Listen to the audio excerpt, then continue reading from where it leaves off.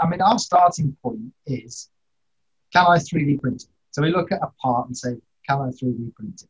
Sometimes the answer to that is no, you can't. It's a wash pump and you print it. Yeah, you get it. If you can print it, then you've got to look at, can I design it for printing?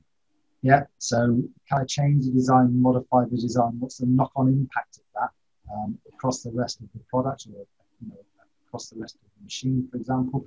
And then if you can print it, you've then got to put it through all of this kind of stress tests, to find out whether or not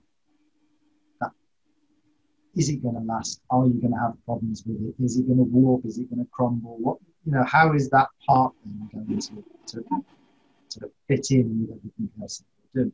And it's like any kind of R&D thing. You've got to design it, you've got to prototype it, you've got to test it, and then you've got to make an informed decision.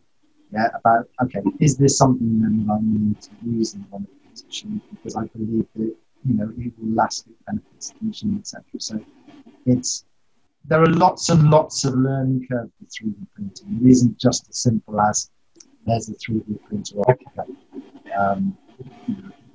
It's much broader than that.